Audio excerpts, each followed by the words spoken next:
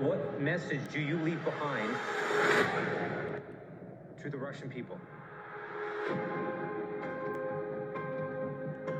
Wow. Alexei Navalny has taken on the most dangerous job in the world. What are we gonna do? Challenging the leader of the Kremlin, Vladimir Putin. If I want to be a leader of this country, if I want to Putin fight what? Putin, I have to organize people. Война в Украине и война в Сирии. Я прекращу войну. Oh, come on. The Kremlin hates Navalny so much, they refuse to say his name. I was banned from everything and blacklisted. But as I became more and more famous, I was totally sure that it will be problematic for them to kill me. And boy, were you wrong. Yes, I was very wrong. Wait. More famous. I was totally sure that it will be problematic for them To say his name. I was banned from everything and blacklisted. But as I became more and more famous, I was totally sure that it will be problematic for them to kill me. Problematic? Please. And boy, were you wrong. Yes, I was very wrong.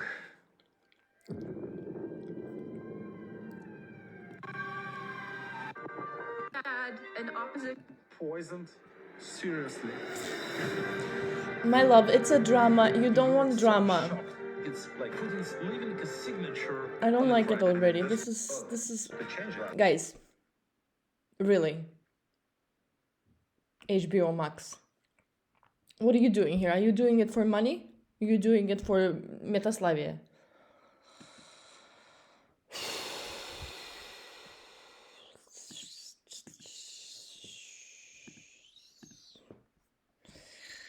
Be able to expect that this. Deep breaths. Deep breaths. And I think a lot of the time with these systems that we use, the ones that you sort of mentioned at the beginning, there really isn't that much credible rationale, any really Rationale. good reason why these systems should Rationale. work. Is there any reason why Facebook should keep on providing the service that we expect with privacy that we maybe don't expect so much anymore, but we still expect a bit. If you read their sort of privacy statement, it's pretty good reading. It's like, we take it very seriously. It's the same taking it very seriously that British Airways did with your credit cards right before they lost all of the information. Organizations do take these things seriously, but not seriously enough. But They then cannot technologies possibly take it are seriously not enough because easy the fundamental to keep technological paradigm that protected. they're using for these systems is Nothing was it's based private. upon the notion that if you have a honeypot and you have a single trusted service provider, that they stand a chance of providing the service that you expect with no mistakes. And the reality is that they don't. Great. People, don't be stupid. Okay, I think Ed is also back again. Hi, Ed. Sorry, I lost audio for a minute. No worries, no worries. Happy to have you back. I think one topic that we haven't really covered also, of course, was a bit chaotic, but is the crypto crash of this week. And I guess maybe to start with Gavin, what do you make of it? You are, of course, one of the biggest advocates of the blockchain, of crypto. Are we simply in a crypto winter, or is this basically the end of it? What do you think? Well, I probably wouldn't be sat here answering the question if I thought it was the end of it. But I've been around in this industry for like eight, nearly 9 years now. I've seen a few market swings in that time. I remember, early 2014, there was like a pretty big sort of crash of Bitcoin back then. Markets are crazy at the best of times, and at the worst of times, we have what we see now. It's I think that it's not a great indicator of the underlying value proposition, especially in crypto, where you have a lot of people who, by saying particular things, Wow. 10 billion. are likely to take some money out of the system. And you have a lot of other people that, are missing this whole thing of, do your own research. Look into the world, examine the world that you interact with. People miss this.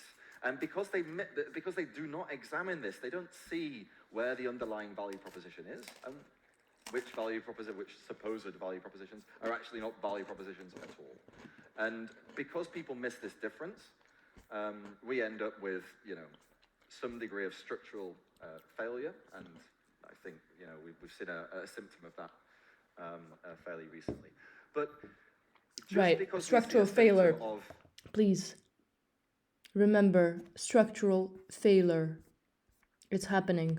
particular examples of cynicism and widespread, some degree of widespread ignorance, I don't think Nothing we can that prepare for.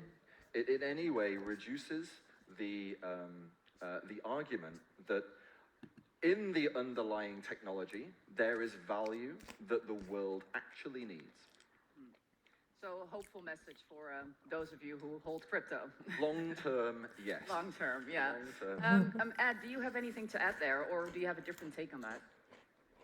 Yeah, no, I think it's largely correct. What we're seeing are signs of a maturation process that has been going on since crypto has been around. I also have been using cryptocurrencies for a very long time. They played a central role in the revelations in 2013 because I actually used them as a payment method back then. And that's what I think a lot of people have missed. They see cryptocurrency primarily as an investment. And I really think that is the wrong frame to view it through. That has driven a lot of manias, has drawn a lot of sort of emotional decision making, and everybody's talking about, getting rich, things going to the moon. How is that going to happen if no one is actually using these things? Right, it's a great question, Ed. And they work well. They work better every year for the purposes they're actually intended for.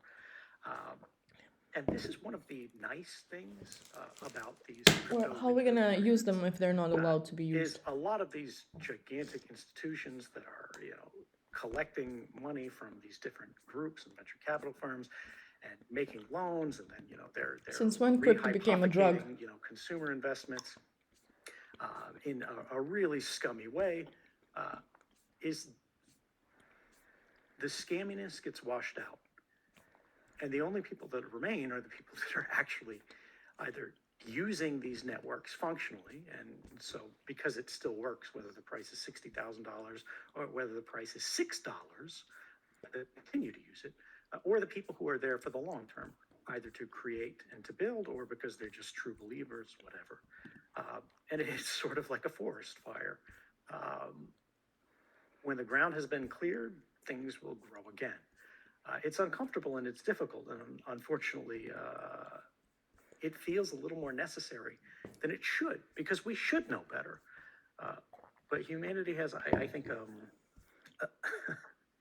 difficulty when it comes to learning from history. We tend to continuously repeat the same mistakes, and it's painful and difficult for us to move beyond them. One more thing that I will give on here is how we got here, where all this scamminess came from, particularly when we're talking about the most difficult in the world to create. But there is a reasonable level of complexity and difficulty in the financial thinking, in the technical thinking, how they structure these things, particularly when people are trying all of these sort of algorithmic experiments. Consensus experiment. And when we see projects that are pretty clearly money grabs, or Ponzi schemes, frankly, that don't have a long-term value proposition, that don't have a reasonable enduring use, that aren't significant improvements on pre-existing systems. The question is, why are these people doing this? And when we see things like Facebook, right, where we talk about virtual reality and these new spaces, this kind of shared collective digital space that we're all relying on now, the kind of telepresence that brings me to you today, even when I can't travel, right? When the network path is clearly hostile to us having this conversation, we managed to overcome it, right? But now people are trying to occupy it. Now people are trying to derive rents from it. They're trying to own, in part, the public space rather than build in the public space. Well, Mark Zuckerberg's not doing that. Good point. We look at the history, it's frankly beyond his capabilities. Good point, He Ed. needs friends, he needs employees, he needs people who know more than him, who will share and work more, and basically give the larger creative force of their life and submit it to his direction. And it's not him specifically, right? Like there's 10,000 types like this. The creative core of the technical force, I think in the last 100 years, but especially in the last 30 years, has really changed in character from when I was a young man looking at these systems in wild, wild internet, where to be there, you had to build the systems yourself. You had to walk through a technical gate of pain in order to participate. The only people who were there Still were the ones hard who to do needed it to be there, for who free. very badly, badly wanted to be there. You weren't forced to be there. You weren't required to be there in the way that you are today to participate in the modern economy. Truth. And from this sprang a tribe, the cypherpunks, as they were, the ones who eventually led to the creation of things like digital currency. And these technologists who had powerful minds and who wrote, lengthy essays on all kinds of things that were read by like 10 people on a mailing list somewhere and never seen or heard from again ever. Right. But they were so committed, they were so passionate about changing the way the system of the world worked, that they worked with peers to try and realize it. And eventually they did. What happened to them, right?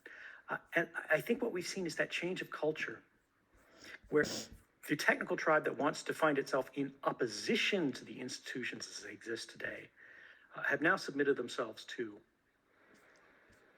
working for a paycheck or whatever, an equity stake, to become tools, instruments of the institutions.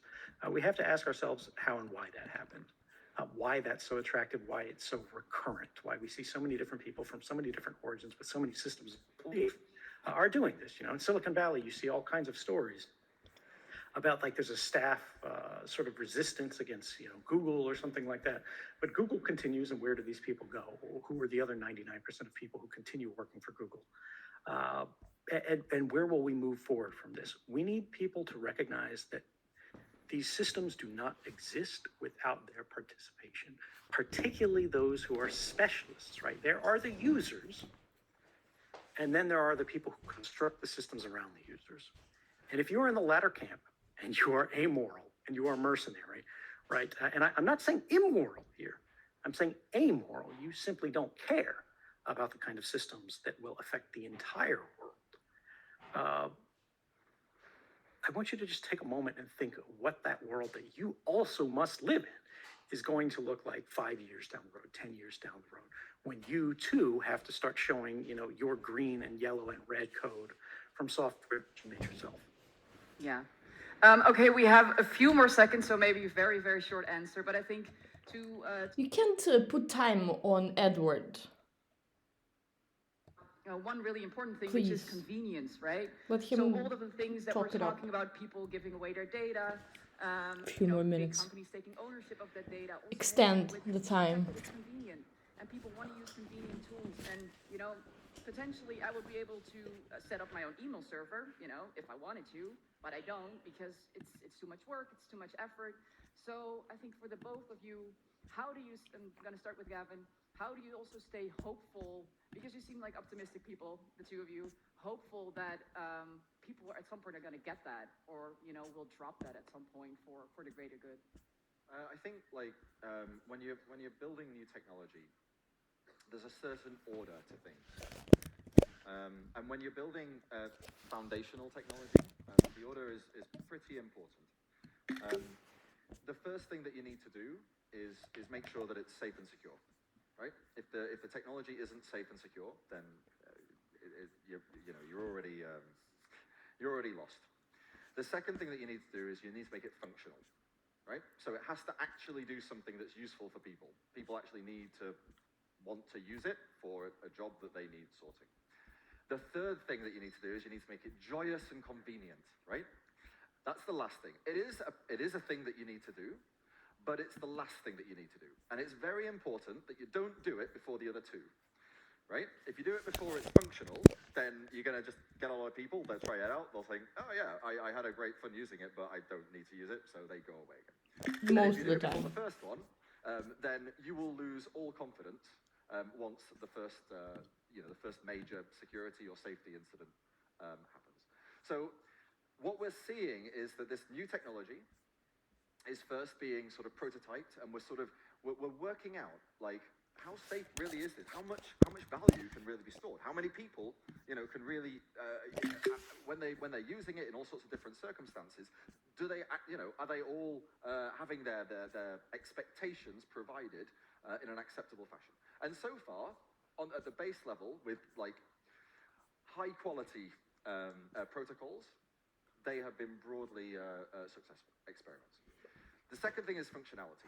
Now, the functionality, this is quite a big plethora of things, one of which is scalability, like can enough people use it? Is it still useful when there's like 1 million people using it or 1 billion people using it, rather than just, 1,000 people using it? But another thing is, does it actually do anything useful in society, or is it just a toy? Is it like something for technologists to play with? A Now, toy it is my mostly. heartfelt belief that it does do something really crucially useful in effectively commoditizing away the need to trust. Gavin, I am so sorry. Listen, that's what happens when you get passionate. You could just keep going all day long. But y'all, can you please give it up for Gavin? You know, no, my loves, T and W, let people finish. Let them finish. Oh my god. So disappointed in humans sometimes. You are addressing a room full of crypto and Web3 people. Of course, all different types. We've got VCs, we've got founders, Red. we've got Nice color. NFT collection people, executives from various companies, some Web2 as they're called. We've got folks from Rug Radio, a big NFT live show, folks from Dapper Labs, DraftKings, the sports betting company that now also does NFTs. They really run the gamut, but a lot of true crypto believers, so lots to talk about.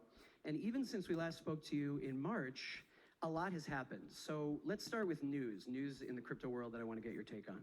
How does that sound? Sure. Since we last spoke to you in March, in late April, a story broke that we covered at Decrypt, and it turned out the story was you helped create Zcash, the privacy coin Zcash.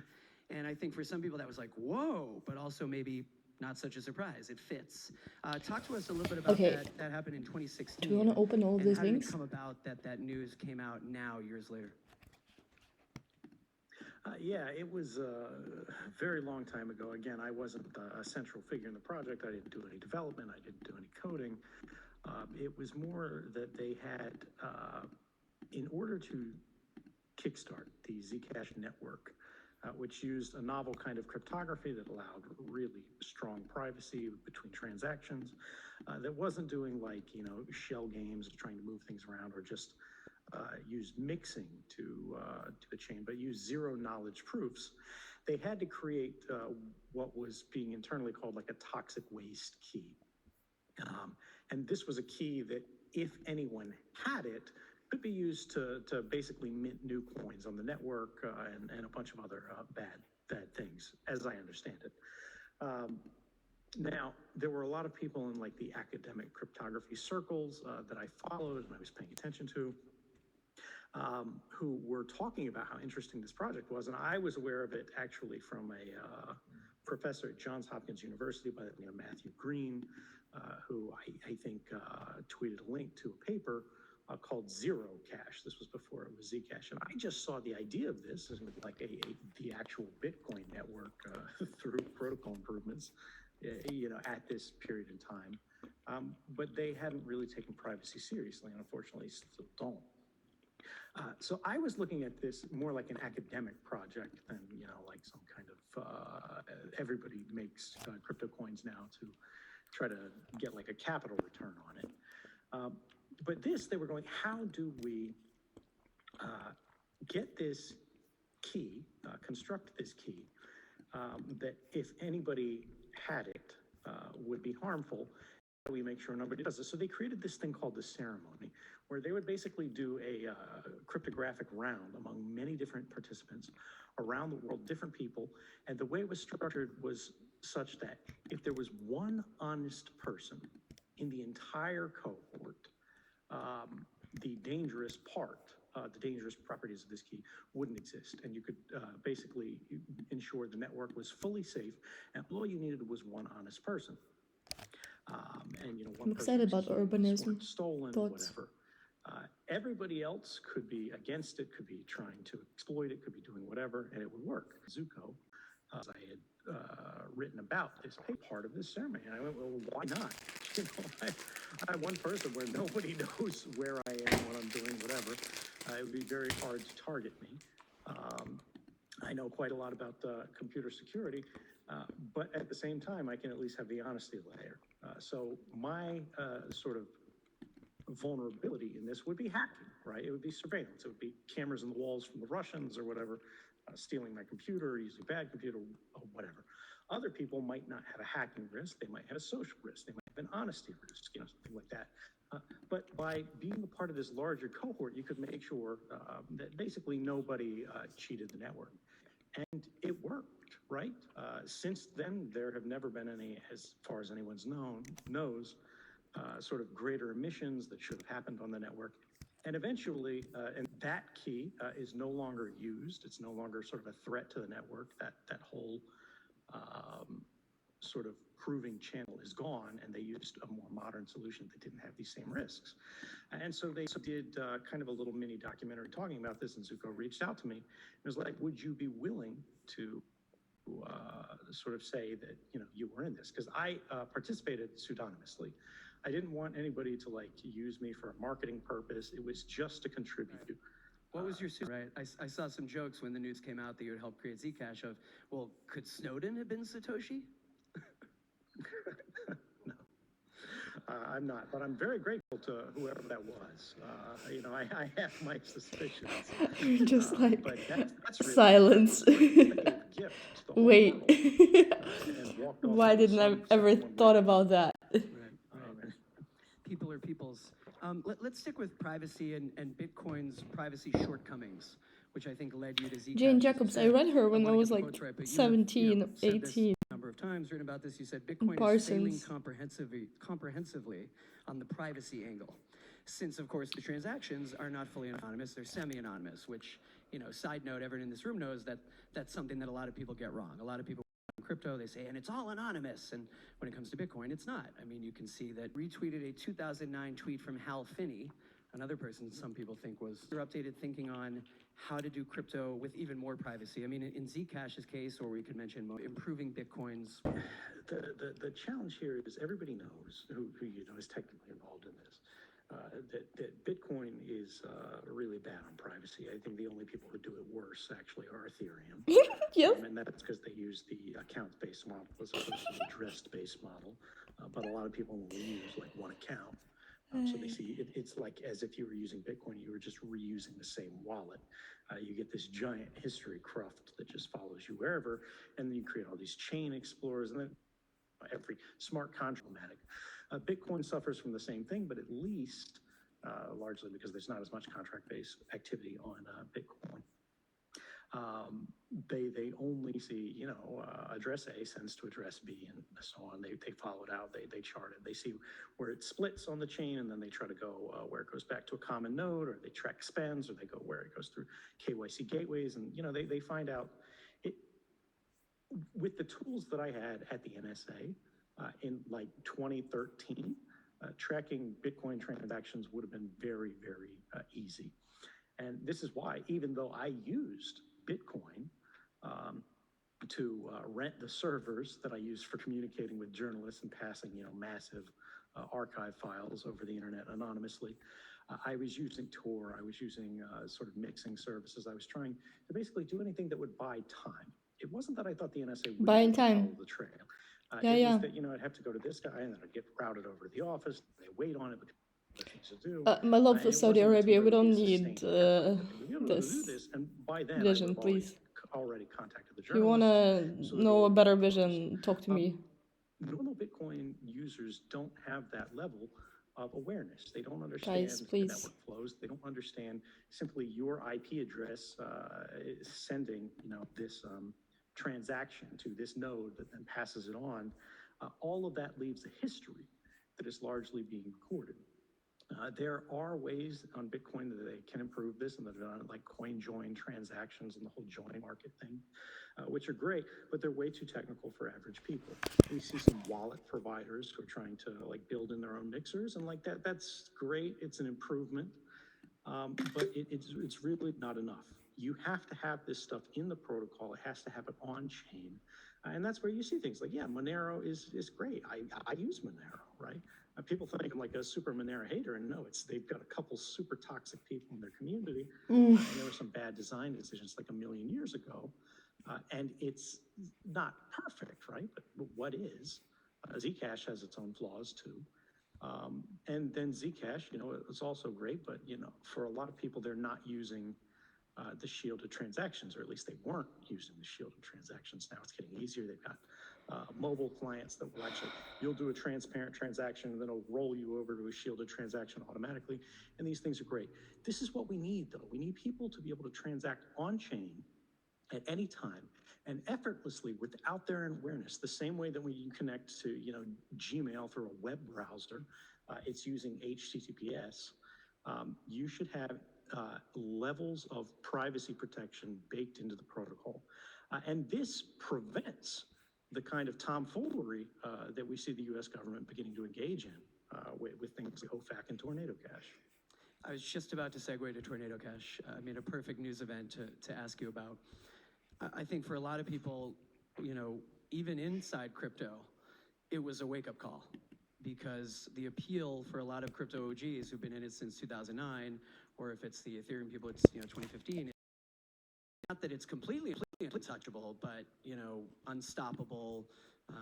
Anyone in government is, shut it down. Well, they can't shut it down. That's the whole appeal. And yet, they can tell centralized actors not to allow customers whose wallets have interacted with this coin mixer.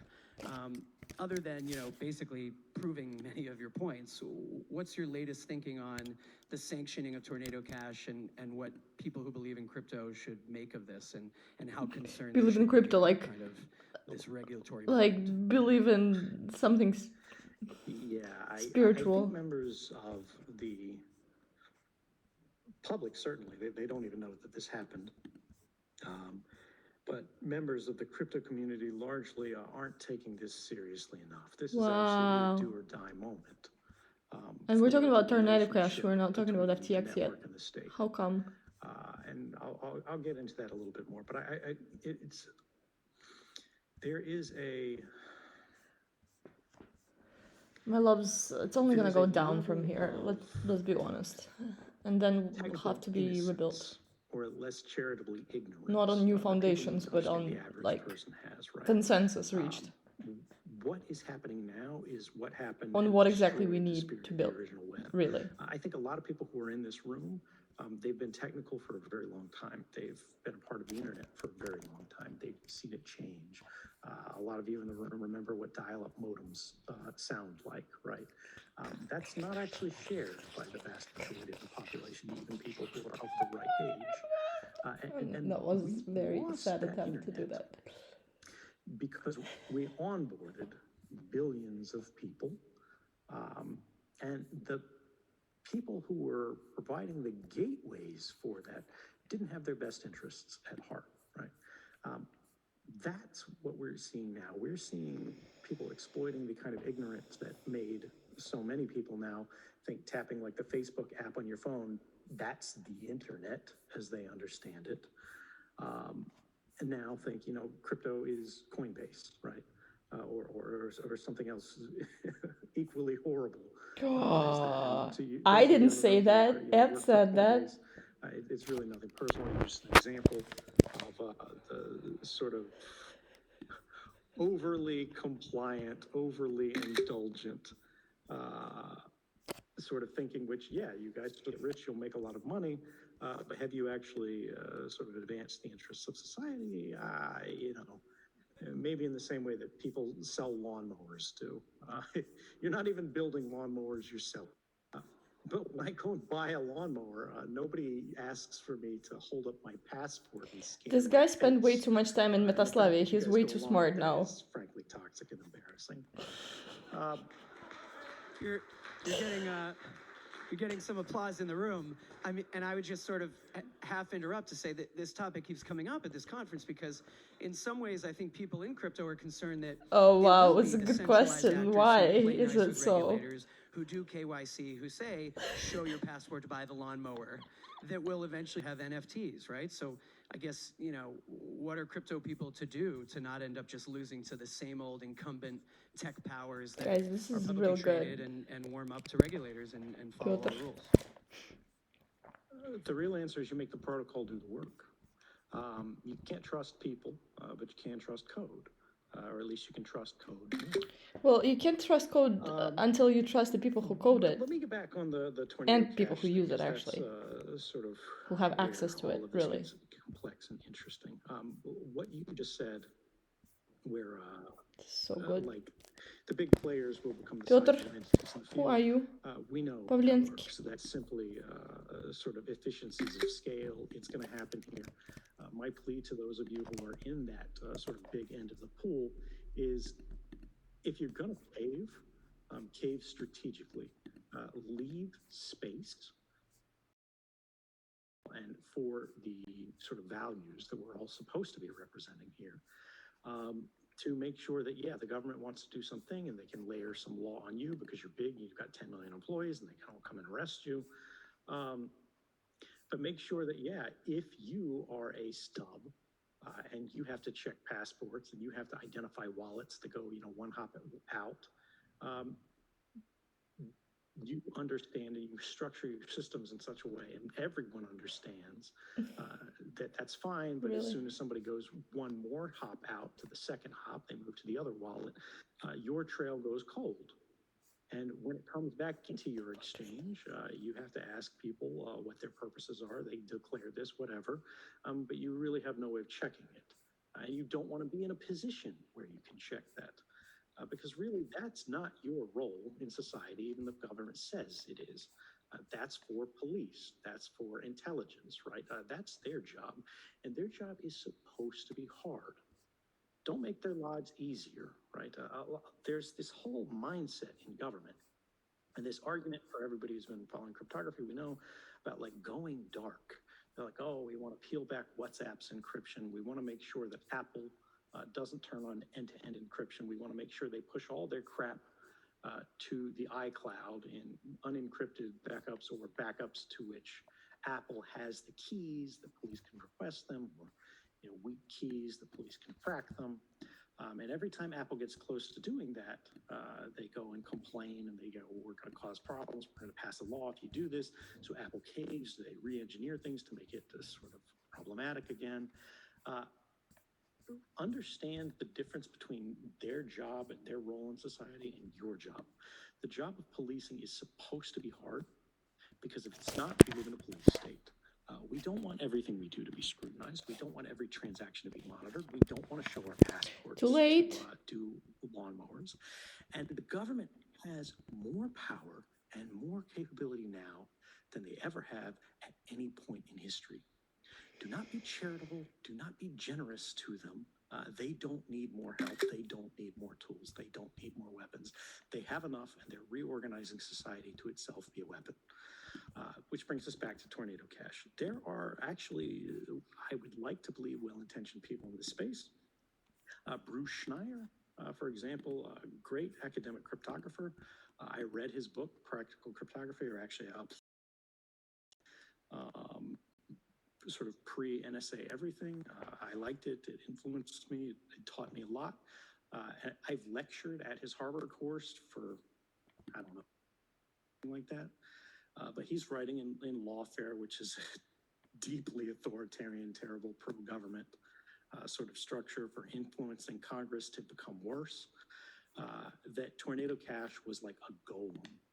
And they wrote this very sort of emotionally provocative piece where he's applying his cryptographic knowledge to make an argument that this is something new and terrible. It's an autonomous entity like the golem from sort of Jewish mythology. I think Peter Van Valkenburg just wrote a piece on this, sort of arguing against it, that I thought was great. And it's autonomous. Somebody sort of constructs it, and it's out there, and it's evil, and sort of everything and doing bad deeds until it stopped. And thank God for the wonderful wholesomeness of government, which came forth and like stilled the golem with its magical power of sanctions and save the day. But it shows that even good people can be emotionally persuaded by the newness, the novelty, and the power, the promise of these new networks to become. What's the difference frankly, between this one and the other traditionalists, one? The kind of conservative who goes, we've gone far enough with progress, we should stop. Let's relax. And other people in the sector, I respect Bruce tremendously, but this whole analogy that this smart contract is like this marauding beast and it's acting on its own is completely wrong. Tornado Cash is, was, will be simply a tool. It does nothing without human provocation, right? It's like sort of a wrench sitting on the shelf. You have to pick it up and use it for it to do anything. But love, what is the and difference? I think a more honest analogy here would be that Tornado Cash is a water fountain, but you push the button and privacy comes out. It doesn't do anything unless you push it, but it's a very simple thing. And the suggestion that this is a bad thing, much less the kind of thing that sort of merits granting the government a new and largely unlimited sanctions authority, to say nothing of kicking in the door and like imprisoning the poor bastard who was decent enough to build this in the park in the first place for us to benefit from, that is something that is deeply illiberal and profoundly authoritarian. We should resist that suggestion. And in my opinion, we should simply gift the city a new water fountain. Sneak into the park at night, wear a mask, wear gloves if you must, but make sure that if people are thirsty, they can find something to drink, because the human right to privacy is non-negotiable. It's a great answer, and between the water fountain analogy and the lawnmower analogy, those will be the favorites this year compared to when you spoke in Jackson in March. We asked you about CBDCs, and it really stuck with me. You said that it reminds me of Scrooge McDuck using his giant vacuum to reach down and suck people's coin from their pockets. I can't imagine that you're thinking on CBDCs, and for anyone who doesn't know, we're talking about central bank digital currencies, has changed. You wrote on your blog a year ago that they will ransom our future. But what has changed is, or maybe continued apace, is that certain governments seem intent on doing them. Whether people in crypto say, that's not a true cryptocurrency anyway, or what's the point? I don't know who's out there clamoring for a Fed coin in the US, but China did it. There's a digital yuan, launched it. It's in people's wallets. Certain officials in the US continue to say that we're looking into it. It seems like it's on the way. What do you make of their intent on doing this? What would be the purpose? And if you're someone who's against this, other than I guess you don't use it, but that's something that would have immediate, probably big adoption, because it's basically a government-backed, digital coin. Where do you think things stand on the CBDC front? Yeah, I think people in the US, actually, this is where we give the Coinbase type people sort of props. The ones who've been pouring money into lobbying in Congress have actually won some proponents here who say, don't do this, it's not good for the United States. We've seen Fed governors, Waller, I think, say they're not interested in it, it's not good, it's not I just useful. don't have. I don't feel. I don't Some feel other they have ones the as well. intelligence to And this build is very something promising, powerful. If right? Because we're we don't struggling need- so much and we're like the it smartest doesn't, people on the planet Earth. It causes problems, but it doesn't solve any problems. It leads people from the tribe that believe privacy is a human right and believe sound money is a desirable property. Because, yeah, once government can reach every unit of currency in every place, rather than it being in a pocket or hidden under a mattress where they can't reach it, it's better that we make sure there are some limits on their capability, make sure there are some limits on their reach. But in terms of where that goes, what that does, and how we respond to it, I think the core point is to ensure any place that we see these, they should be convertible, right? The interesting thing about China's version of this is that they have a largely closed economy, right? There's investment cross-listing, but you can't freely convert the Chinese yen to like the US dollar and back and forth without a lot of red tape. And so that makes it easier for them to do this. They are hyper authoritarian to the point of being increasingly totalitarian. People aren't using physical cash as much. They're using their social media sort of ID to have their own wallet and do all of their transactions. It's in every store. They're being photographed as they come and go. Like, it's a privacy nightmare. The thing is, if you move to one step out, right, for example, the Russian economy, cryptocurrency for payments are forbidden, at least domestically. Internationally, they talk about beginning to legalize it because of obviously sanctions and everything like that. But it's not really clear. There's a lot of sophisticated and deep thinking happening in the Russian government, which is probably not surprising to a lot of people on this topic. But there is kind of like a gray market thing here where Russia has like 50 different PayPal equivalents, right? And there are third-party services that will take your, Bitcoin or your Monero or whatever, and then they'll send the money that they change from that into your wallet for this. And then you can change that back and forth. So you could take money, send it to a third-party gray market kind of middleman, turn that into US dollar coin or Tether or whatever. Basically, you can move in and out of the economy that way. You can make payments more privately in a weird way in Russia than you could in a lot of places because of that gray market space. Now, obviously, as things get more complex, as they get more regulated, like we're going to see that change and adapt and evolve. But I think we're going to see a schism here where we see governments develop in one of two directions.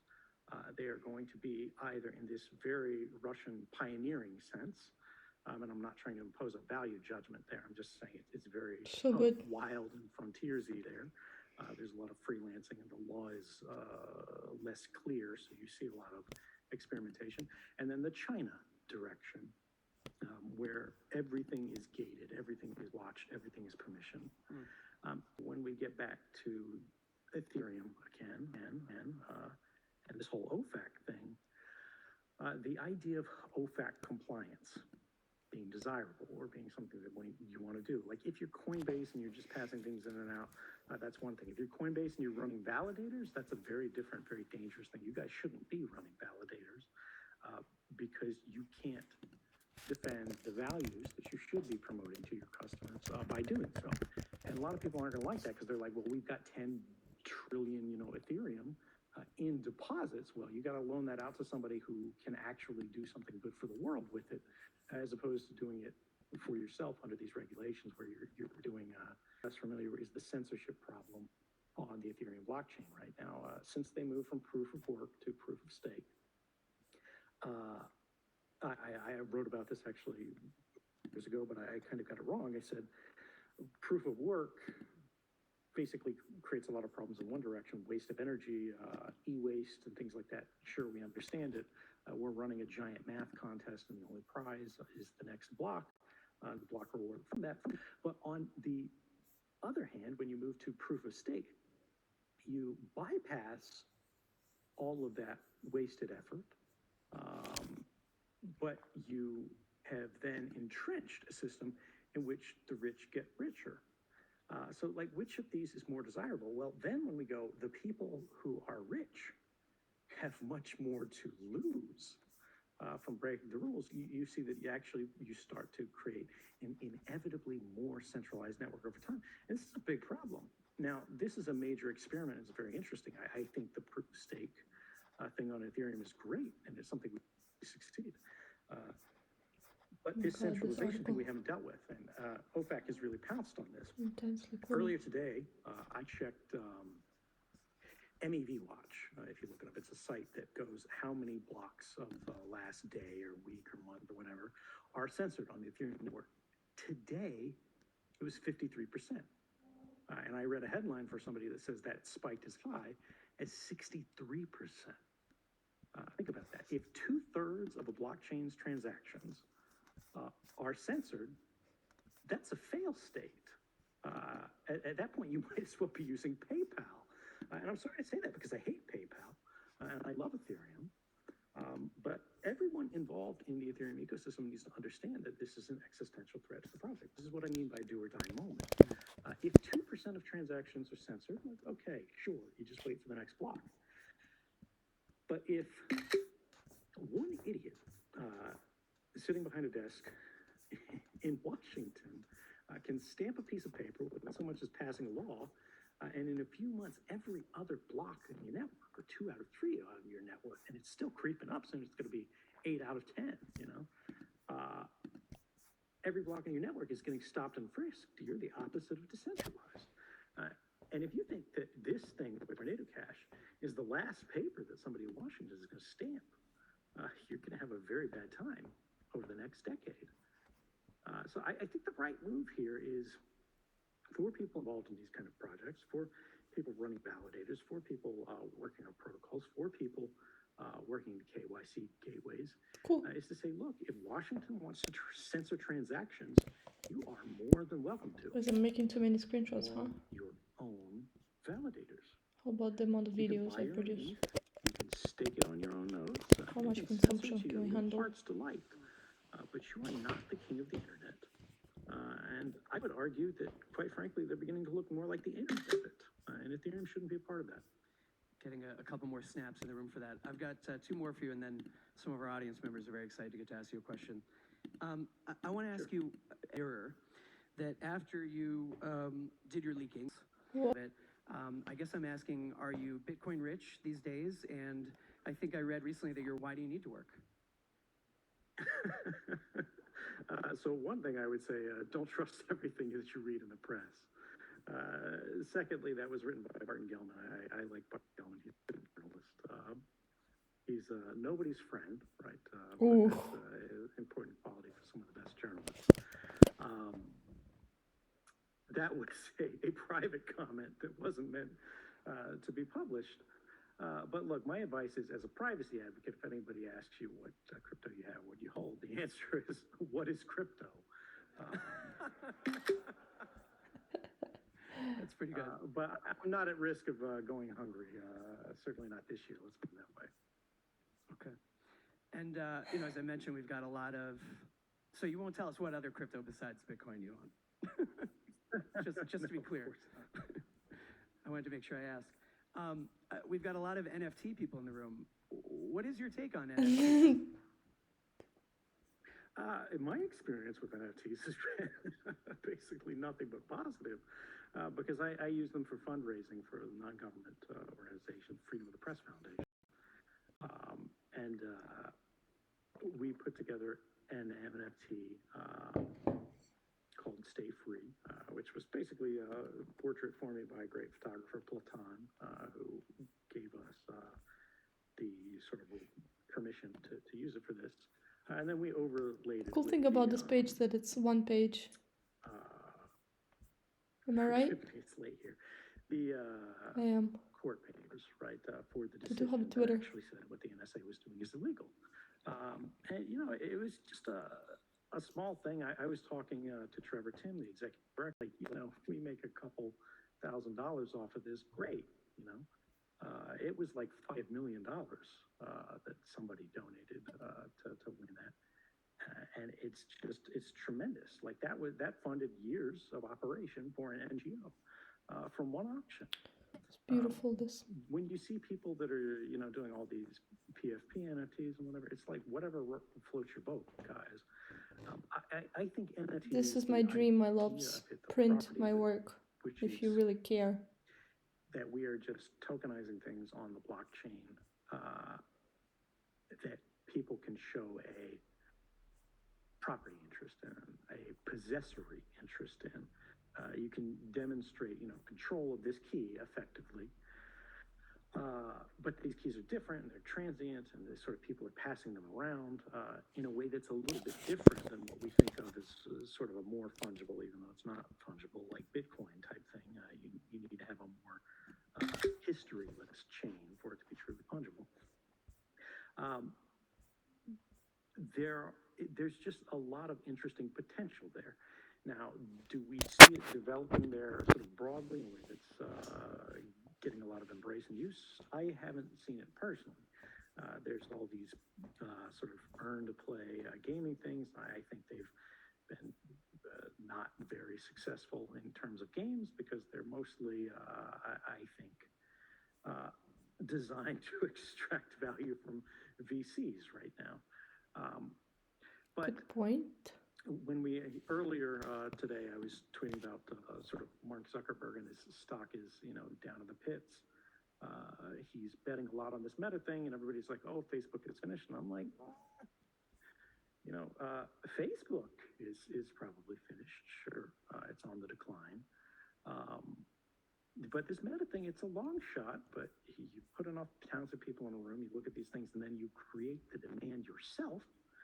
Because you already control things like Instagram and WhatsApp, and you can buy whatever else that's the next hot new thing. You can push people into that, and then he owns your eyeballs and can rent them out and run ads every time you blink. When we look at the fact that, frankly, the world is heading in the wrong direction, we're in a dark place. Everybody's, in the official circles are going, "Oh, it's fine, we're going to bounce back." At the same time, they keep issuing more sanctions, they keep wrecking the global economy, they're cutting economic ties, they're increasing militarism, and everybody's talking about civilizational conflict.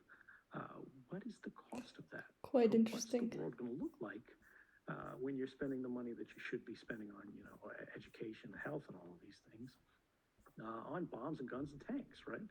Whether it's Russia doing it, whether it's China doing it, whether it's the United States doing it, that's a problem. That sucks. We don't want to see that. But we're seeing more and more of it. And so young people who have fewer opportunities, houses cost, $10 trillion. Now, they'll have a correction, but okay, great. Now they cost $8 trillion. The jobs that are out there aren't sort of what they want. There's not a lot of promise there. There's not a lot of ladder there. People are going to retreat. We already see it. Like the whole COVID era of isolation, that leaves marks, that leaves scars. People have gone into the digital world more and more. I think a lot of depression has arisen as a result. Definitely. But people are going to work to try to make the digital world more and more enticing, more and more attractive, because people will need to spend more time there as they have less economic power to spend and engage in the real world. That's super dark, and it's not guaranteed. It is super But with dark. the policies that we see being advocated and pursued right now, that's where we're headed. Right? And I think if people are spending more time online, we are going to see people holding more of their property online. I'm not saying it's the majority. I'm not saying it's most, right? But you don't even need that to make a difference in people's lives. So I don't know. Like it's very difficult to look at that. But NFTs right now are, you guys know better than anyone. They are still very much a novelty, and where they go from here is very difficult to predict. Yep. I got one more for you myself, and then if anyone in the room wants to ask their question, I think best thing will be head over here to the side, and we'll do a couple sitting here. Courtney can grab you. But Ed, one more personal one from us here in the room. A lot of DAO folks at this event, a lot of people who are representing DAOs, they believe in the future of DAOs, they think those are gonna be really interesting. Even at Decrypt, we've helped set up a publishers DAO. It's called PubDAO. And the idea is to have multiple different publishers in it. We've discussed the idea of using it as a tipster line. What if someone could submit a tip, then you've got checkers who verify and fact check the tip. The checkers submit it to publishers, and publishers publish stories based on the tips. When you get into something like rewarding people for that, paying, whether it's in tokens or any other currency, does that create an issue with the veracity of the tips? What's your take on this? And I mean, if something like this had been set up when you did your leaking 10 years ago, do you think that would have changed things, improved the process, allowed you more anonymity if there was sort of a crypto-based tip line for whistleblowers? No, I don't think so. For me personally, because I understood enough about how all the technology works that I effectively made my own. Right. I found the journalist. It was quite difficult. I got rejected a lot in the beginning, but you persist, you find sort of ways to move laterally, and then you get in. And then when you talk Sustainable to one, web you design. talk to the others through them, and then everybody's on a team. Ooh. You create that internal competition, so you're not dependent on sort of one journalist getting everything right or making a mistake, but instead you have them compete against each other to keep everyone honest, and then whatever. We actually have this now with Secure Drop. It's the marquee project for the Freedom of the Press Foundation. Which is basically everything you said minus the tokenization and reward. And basically every major newsroom in the world is using this now. It's not very well known because it's not super hugely advertised. It's a big topic. But if you want to get a tip digitally to the New York Times, right, or the Washington Post, they've got a secure drop link on their site. You can go to it through Tails, it connects through Tor. You send an encrypted email, effectively, it's not an email, but directly to them on a private site that they control. It's got sort of air gapping different systems on it. In their newsroom, they've got a couple employees that are trained on the system that go through and just see which of these sort of submissions is credible. Is Nice. legitimate, Promote is approaches, authentic, not and apps. which ones are about how aliens built the pyramids. And there's a lot of both, but actually some of the biggest stories of the Trump era, as I understand it, actually came through Secure Drop. And that's a remarkable thing, right? But the sort of what's new on what you talked about was this reward aspect. Well, we do see reward schemes used for whistleblowing in the financial context, right? Sort of reporting to government waste, fraud, and abuse. We're cheating on taxes. We've seen it done in results in some cases. The idea of sort of a communal pot for rewarding stories of a certain type, I haven't seen before. It actually reminds me of the old paper, I think it was Assassination Politics, an assassination market, where people are basically putting bounties on public figures. And I think we get tremendous pushback as a kind of vigilantism. The question is, do you want your sources to be motivated by money? And how much money does it do that? Yeah. If you're reporting on Goldman Sachs, right, and you can get, some percentage of the fine that they pay, that's a ridiculous amount of money, right? If it's something else, it's, I don't know. It's interesting, I think, but difficult ethically. Sort of implementing it would not be hard, but it's very much an experimental thing. I just haven't heard of it Oh, nice. before. It is an interesting idea, let's put it that way. Maybe we'll consult with you further on it. We've got just a few more questions for you here, and I want to thank you again for being willing to take some questions from the audience. So thank you, Ed. And Sure, of course. we have our first questioner here. Hi there, Mr. Snowden. Yeah, thanks again for spending some time with us today. My name's Chase, and the question I wanted to ask you about is on the topic of the network state. Good just topic. for the audience, some background. The idea of the network state was put forward by Balaji Srinivasan earlier this summer.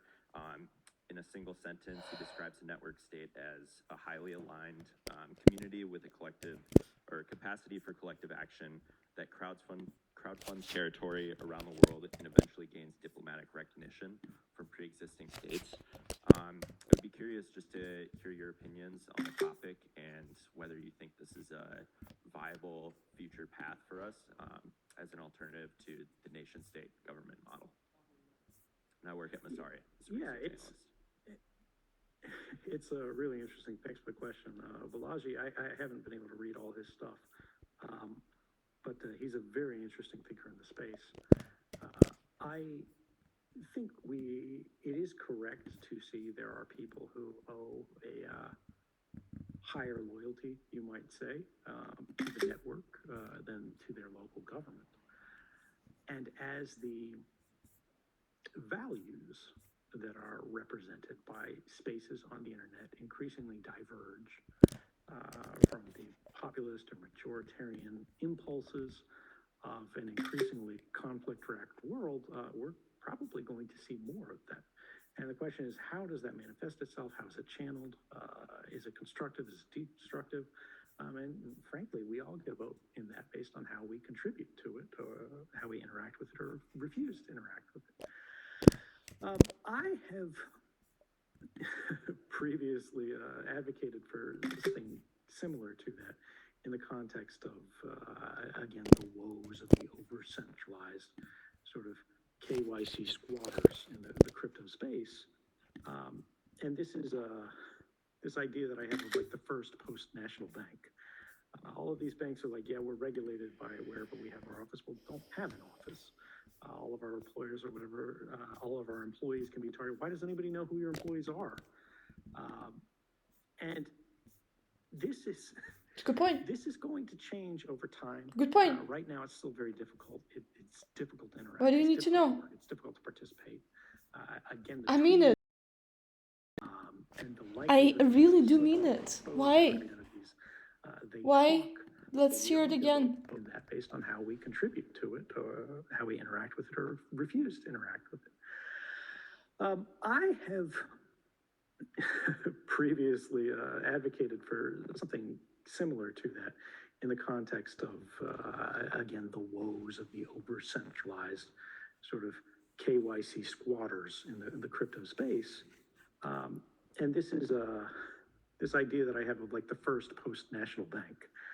All of these banks are like, yeah, we're regulated by wherever we have our office. Well, don't have an office. All of our employers or whatever, all of our employees can be targeted. Why does anybody know who your employees are? And Our employees. this is going to Yeah, change over time. big Right one. now, it's still very Think difficult. about it. It's difficult to interact. It's difficult to work. It's difficult to participate. Again, the tooling and the likelihood that people slip up, they expose their identities, they talk, place them all at risk. But as you get this network state model, where, I don't know, people live and they go to the Maldives or something like that, where there's not quite so much involvement. And maybe they move into places that frankly aren't going to cooperate with the likely candidates for interference in these kind of post-national organizations. You'll see a new relationship between the state and the network. And that's really what we've been waiting for to emerge since John Perry Barlow wrote the Declaration of Independence of Cyberspace back in the 90s. John Perry Barlow was on the board at the Freedom of Press Foundation. He's a friend of mine, a remarkable individual. And it's a shame that he's not with us now, but those ideas, that writing is still there. A lot of us have forgotten about it. And, you know, you look at it now and it's like, oh, it's so naive. The idea that we can address governments as, oh, you weary giants of flesh and steel, you hold no power here in the new domain of the mind, right? But what if he was just even earlier than we thought? And maybe we are still in the dark valley on our way to the promised land, right? Is it the right way to use this And word? I think when you look at all of that and you look at the problems, you look at the struggles, you see the road ahead. We know there are wolves out there in the forest, but we can prepare for them, right? We're not going to win in a stroke. This is going to be an ongoing battle. And the people who have a stake in making sure the world stays the same rather than progressing are going to fight us. But just because they have more power in the moment does not guarantee that they're likely to win. And I think what we're seeing, part of the reason we see so much conflict arising around the world today, is there is an You should probably erosion mention of them, state right? That's power. how Twitter works. They are increasingly equal to one another. And while their powers are sort of magnifying relative to the individual, the influence that an individual can have, can private individual, is increasing to become a real subject of concern for the nation state. A great example here is Elon Musk, right? They are freaking out about him buying Starlink, or not buying Starlink, buying Twitter. They are freaking out about the way he operates Starlink. You know, you have heads of state who are basically lobbying this guy, trying to get him to act this way or that. That's a remarkable level of influence for somebody to have in society. And a lot of people are threatened by this, and I'm not saying it's something that we want, but we need to be aware of it, and we need to think about how that affects the dynamics of what the world is going to look like tomorrow. So to go back to the network state and, what do I think about it? I think we haven't really even seen the beginning of it yet. But 10 years on, the world is going to be very different, and we need to make sure that we have a hand in determining how that looks. Awesome. Appreciate it. Good times. Just a couple more, and I'm glad you mentioned Elon Musk and Twitter. It was on my list to ask you about.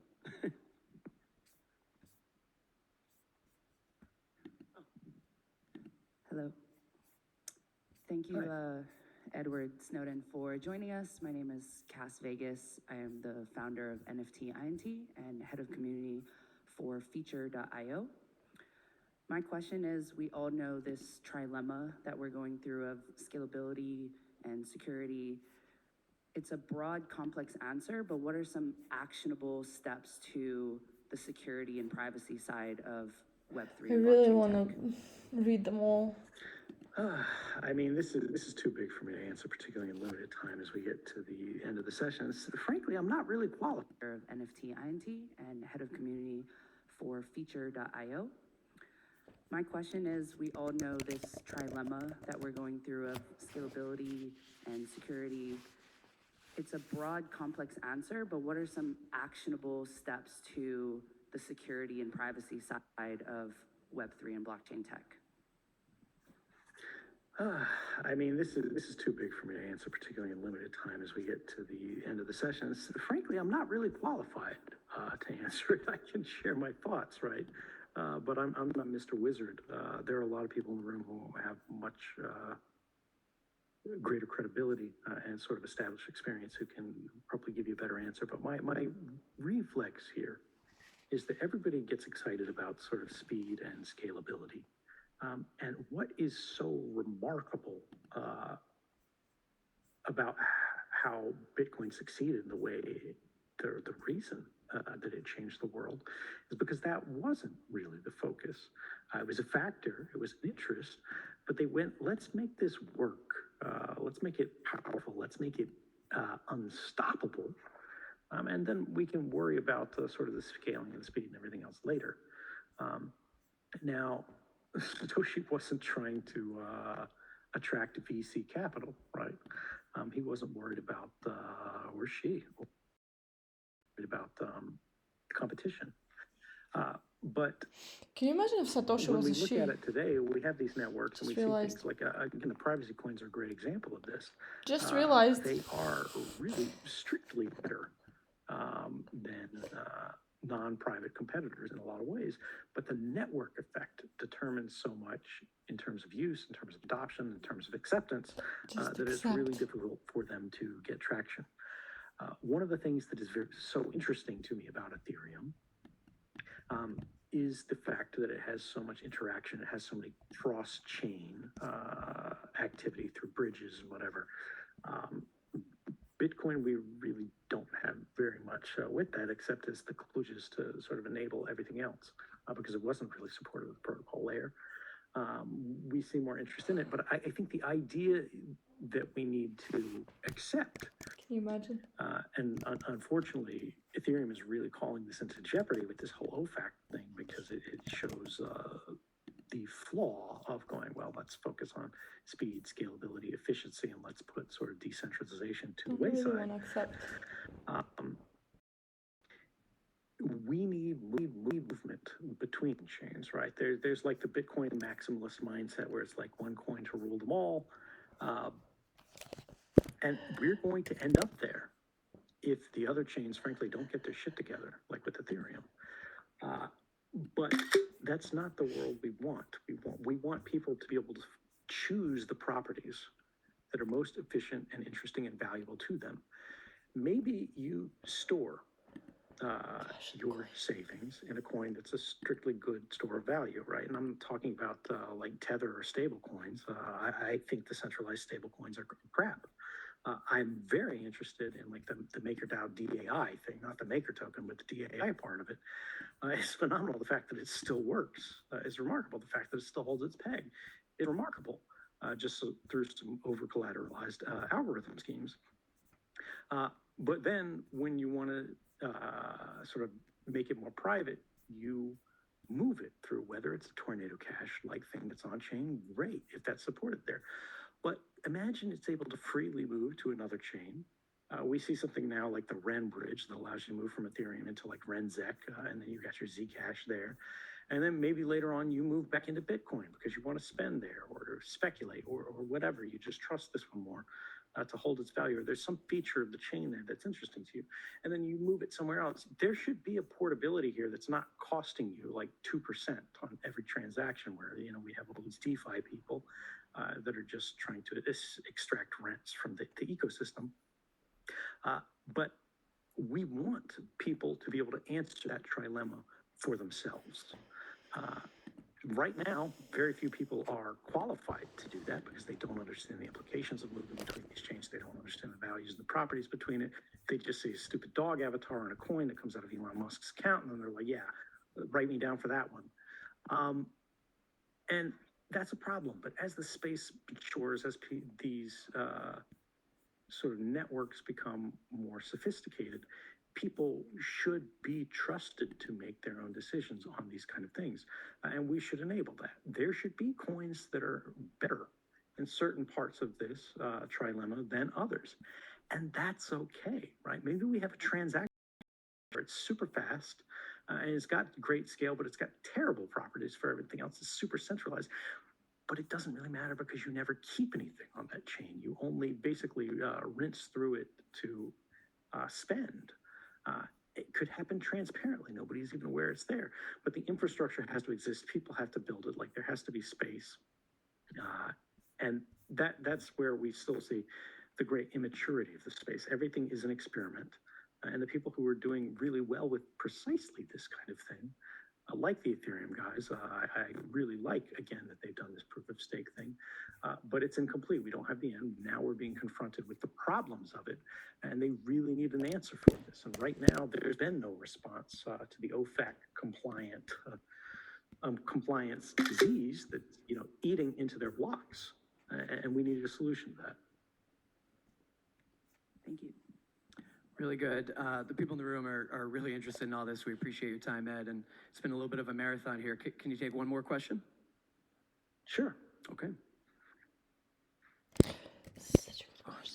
Hello, Mr. Snowden. I just want to say that, you know, that lots of people may look at you like a criminal, but I look at you truly as a hero. What my question to you is, my name's Israel. I'm a crypto native person. I believed in Bitcoin before it ever had a price, just because I want to replace the medium of exchange between human beings to something that's actually valuable. And so the reality. I would like to ask you this question. So you did what you did the whistleblower thing. You provided the world with all this information on how its privacy was being invaded. And how, but instead of citizens being outraged, the world prosecuted you, and now you're in another place. And I don't think the world has changed that much. I think people have become more accepting of authority that controls their privacy and the way in which they live, the way in which they transact. And so my question to you is, how does that make you feel?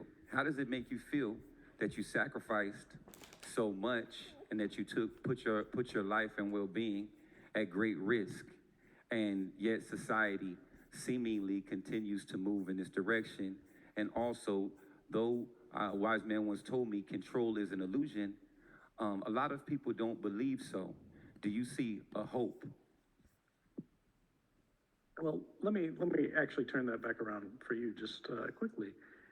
Have you ever been disappointed by people, right? People in your life, people collectively. I mean, look at the world right now. People are disappointing frequently, often, maybe usually. Must be But good. This when one. you broaden out the spectrum, people do amazing things at time. I couldn't tell them what to publish and what not to publish. I could have, been trying to hand out documents one at a time. Say, write this, and you'll get another one. Instead, I gave them the archive, and I said, you guys are getting this on the condition that you don't publish any story that you're not willing to make a personal. People need to know. And I want you to take my bias out of it because I construct the system of checks and balances that had failed in our government and try to recreate the institutional sense that we lost through private civil means. And that kind of cooperation worked. Everyone in the world learned that mass surveillance has arrived. It's not a conspiracy. It is here, right? It's not in the desk. But when you understand technology, when you get your cell phone bill at the end of the month, you see all the numbers are there, right? That's saved. You know, everything you click on now, and Facebook is saved. You know that Google is ransacking through your inbox, not with people, but with algorithms. They're categorizing you. They're cataloging you. They are basically creating permanent records of private lives. It's not one person, it's not one government, it's not one institution. It is a culture that has been created on the back of a new technology to advantage the institution at the cost of the individual.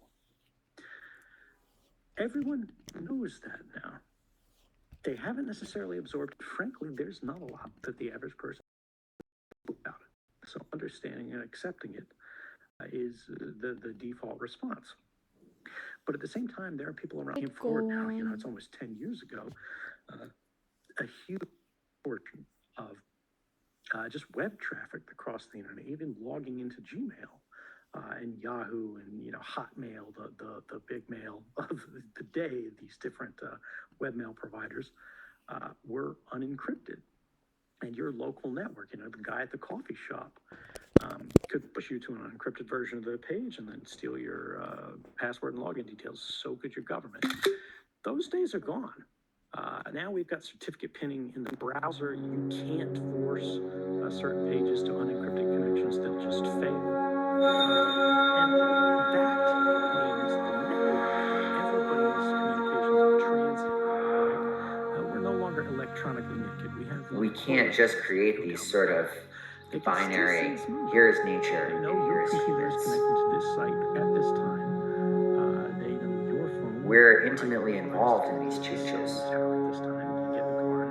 Technology will probably save us in some way, but it's like also going to destroy the thing we're trying to save now.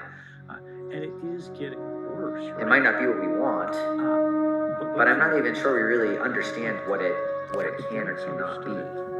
Experts understood it. This was technically possible. There was a lot of suspicion. There was a lot of good grounds for understanding that it was occurring. But the suspicion that something is happening and the fact that something is happening are two very different things, right? And this is all that matters in democracy, because if we can't agree on what is happening, how can we respond to it? Well, now we know. The fact is there. And people who do have the ability to influence it are changing things. I mean, all of you in this room, what were you doing 10 years ago? Some of you were doing the same thing, but now you approach the problems in a different way because you understand the network is hostile. We structure our protocols differently. Is this idea that we have made it through worse. We're heading back into one of these dark periods of history, right? And there are a lot of people who are not gonna be a lot of help. We don't necessarily need to judge them, right? We don't know what their lives are like. We don't know what they're on the hook for. They've got responsibilities, they got jobs, they got family that's trying to make it home at the end of the day, watch their TV show before they go to bed, and get up in the morning and do the same thing all over again.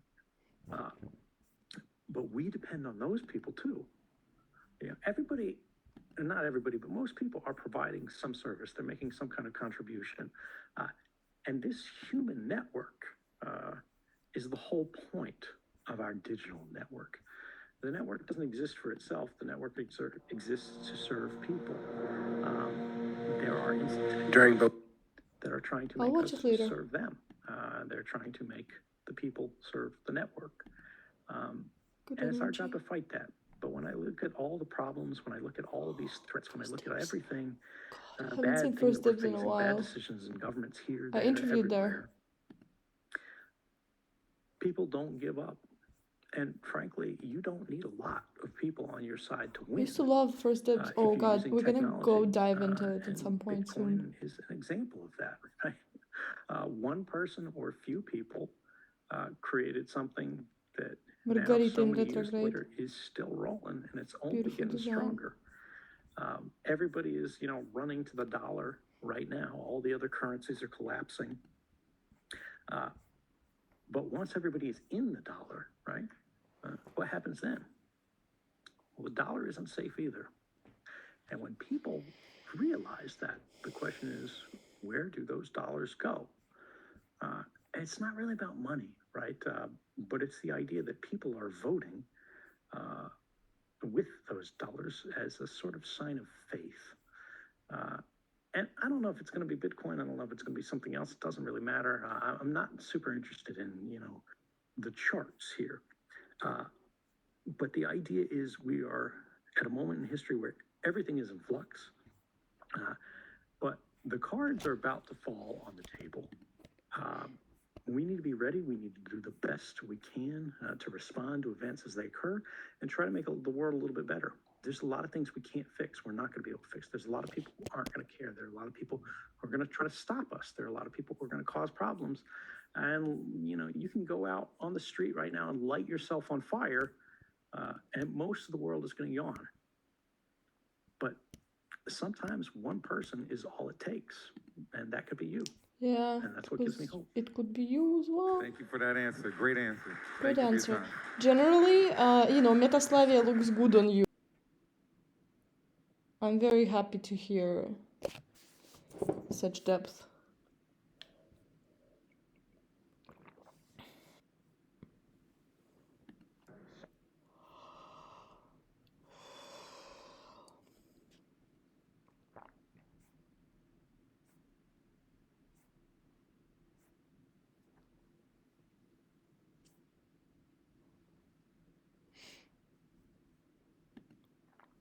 Do you want to sit in silence a little bit?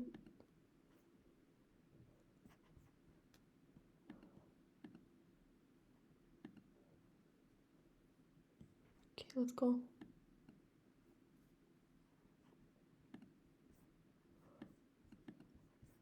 I hope you understand how sad this whole thing is.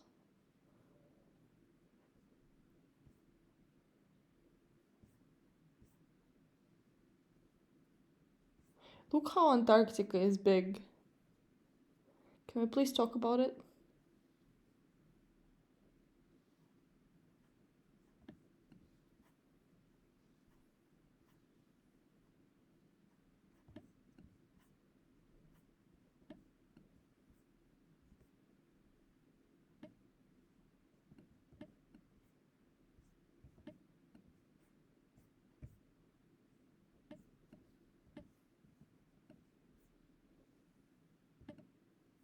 Available.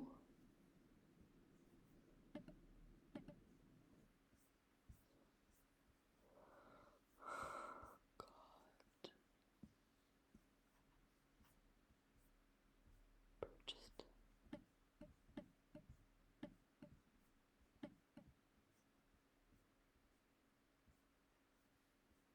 Guys, we don't need this.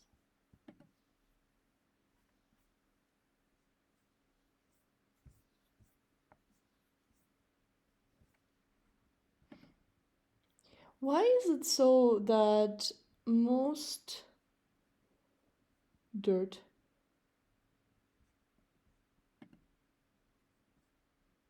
such a good name. Why is it so that requested? Excuse moi. Really. Is it so that the best writings, people who write the best, are not published in the popular publications. How is that so? Anyone?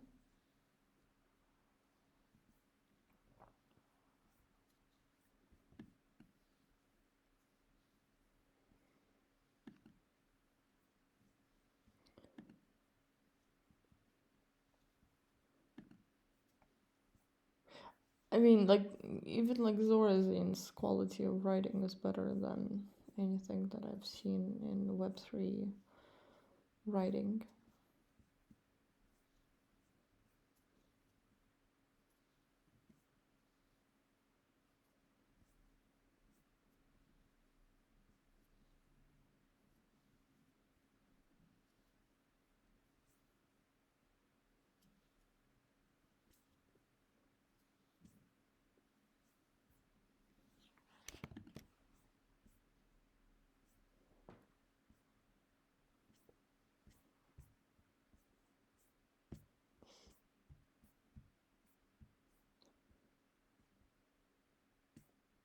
Okay, I never really liked to read interviews because, I mean, I liked it when pre-internet time, but I think if you're taking an interview, do it with voice. Huh?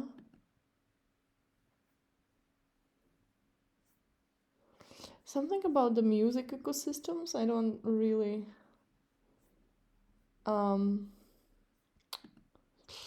something just doesn't align.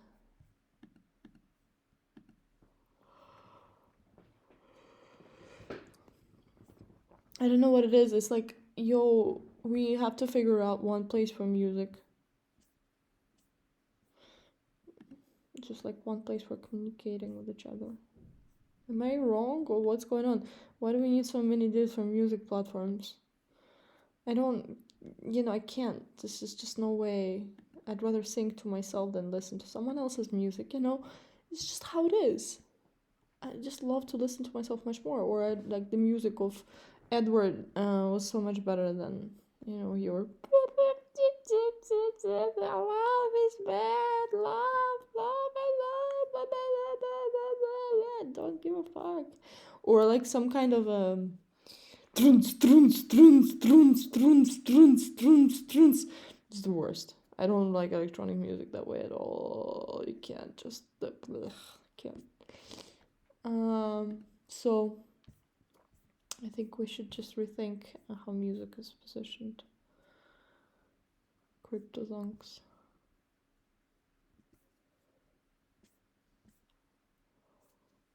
Accountability.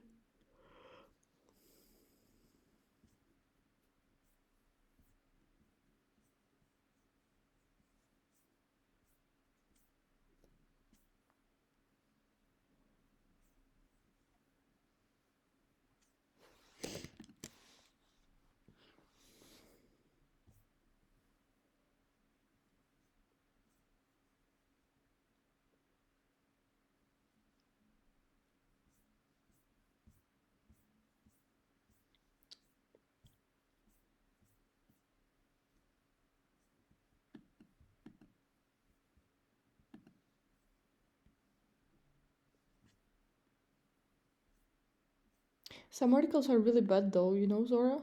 Just be consistent or something. I guess depends on the writer. I wonder what it takes to write for Zora magazine.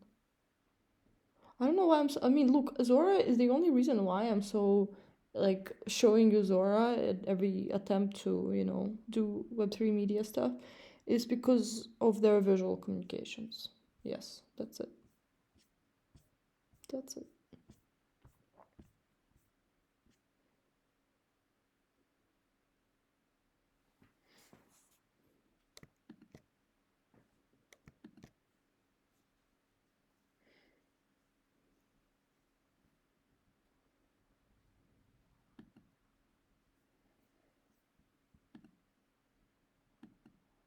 Also, I don't like the energy of people who write on Mirror. I like people who write on. You see?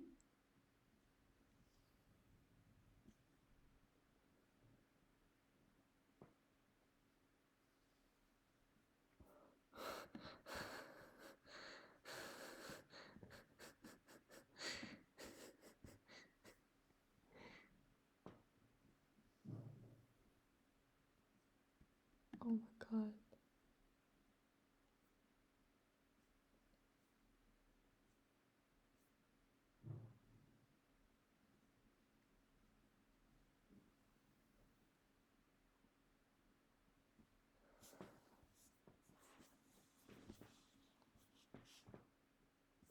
God, it's so dark. I don't want to go there.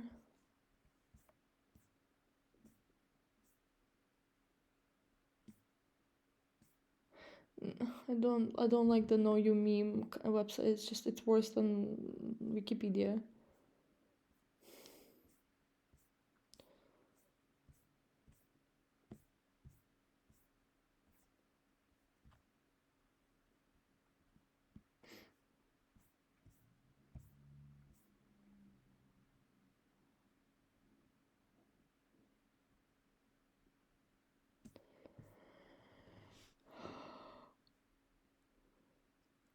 Multiple locations.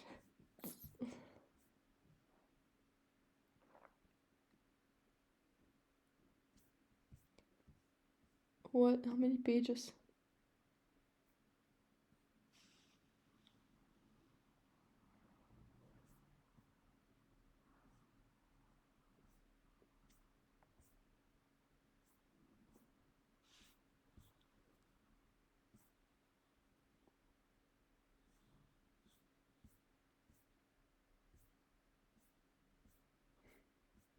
This is way too skewed American continent still. A lot of research that pretends to be this research is very skewed to American continent. Nobody gives a fuck about Metaslavia yet, huh? And then Metaslavia does give a fuck about you, so deal with it. It's kind of dark topic. I don't really want to know.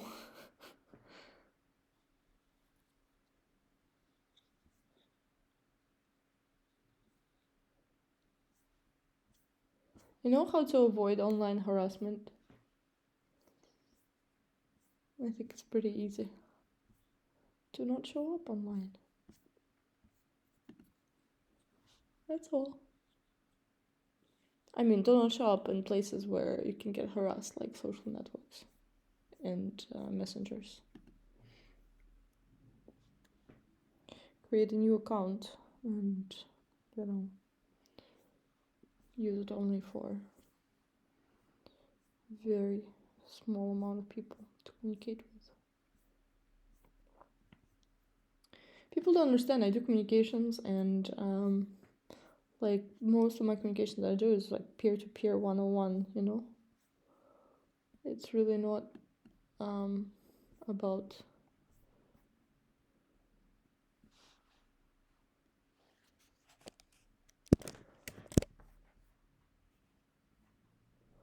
it's really not about what I'm doing now. What I'm doing now is more like just me on the internet.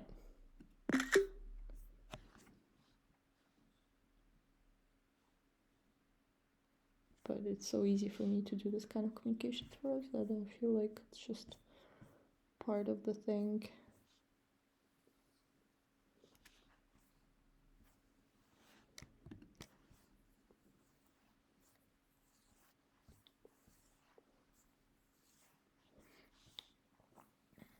You know, I think after 2021 as proof of artwork, as you know, the NFT hype started to rise.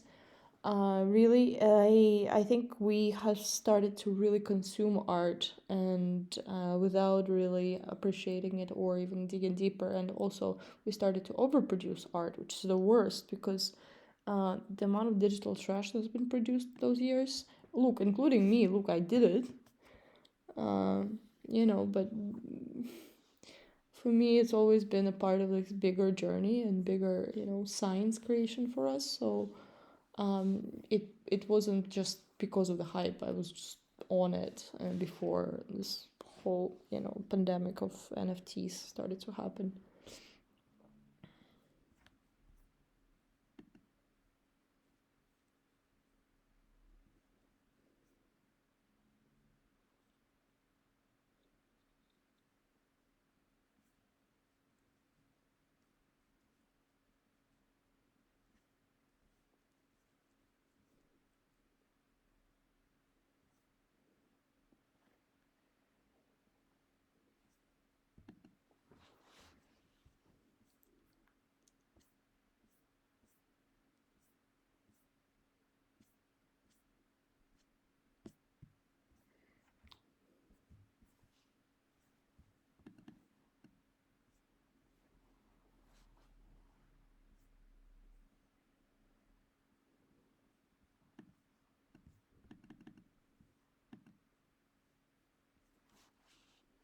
terrible. People really don't feel the value anymore of creation of art.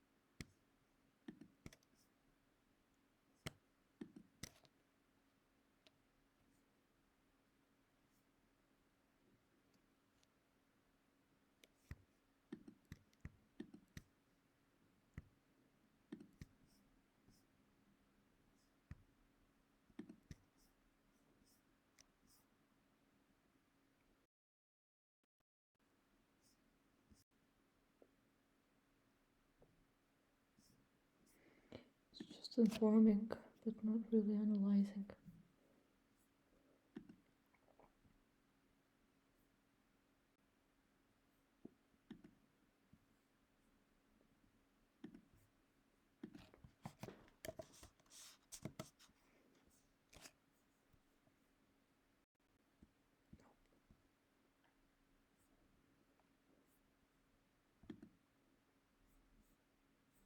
God, this looks so terrible. Ouch, ouch.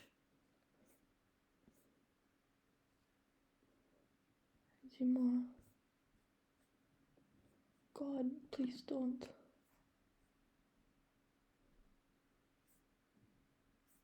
Ooh, the Zoo report. I remember that one. I forgot completely that that existed.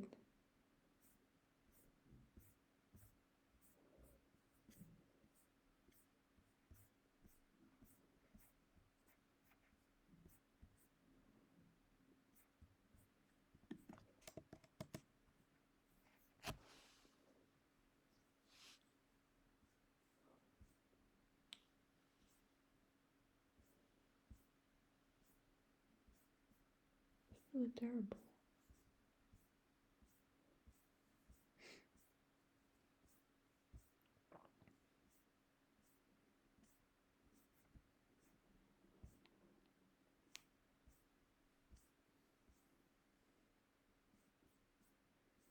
You know what's the difference between these kind of magazines and these media publications and independent writers that publish on... Oh, I like these a lot. I wear them a lot. Warmers of hands, hand warmers. The difference between these and self-published work, such as published on Substack, for example, or K-Mirror, or, you know, Medium is always OG. Passion.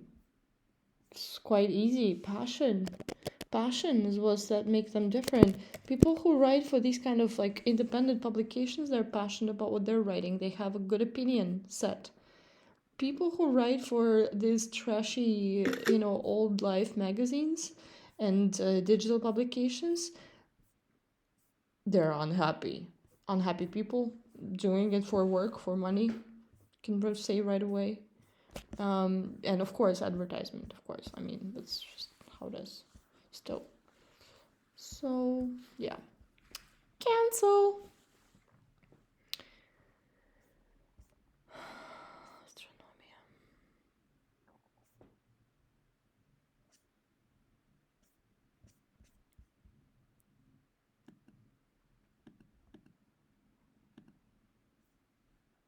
Like, you know, everyone's hyped about marketplaces and these digital goods. No, that's not gonna be a thing. Marketplaces are not gonna be a thing anymore. It's gonna be something else completely. I cannot tell you yet, because I'm building it. Yes, so it's not a marketplace. Forget it. Marketplace, you know what's marketplace? You go to the market, buy groceries. Marketplace. Place for a market. Marketplace shouldn't exist anymore. Look, I worked for marketplaces. I know exactly what it is. I mean it. I worked for marketplaces.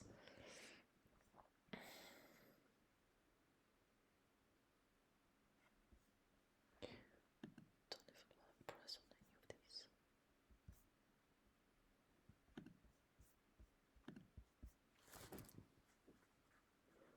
Christian Dior extravaganza.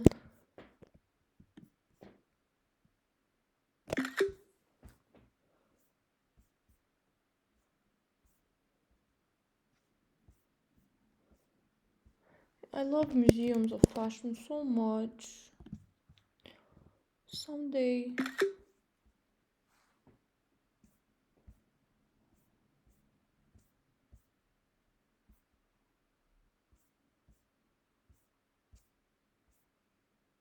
Someone take me to Italy. I haven't been to Italy in a while.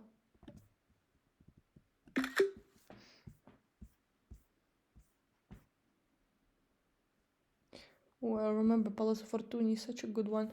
Fortuny is one of my favorite ever designers. Ever.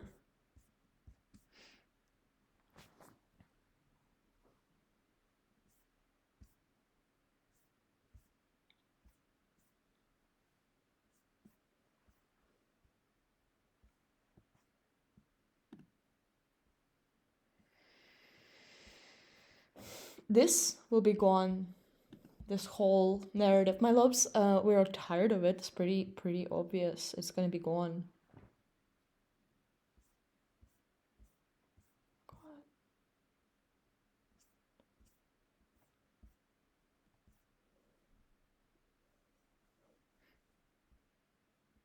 This is quite cute.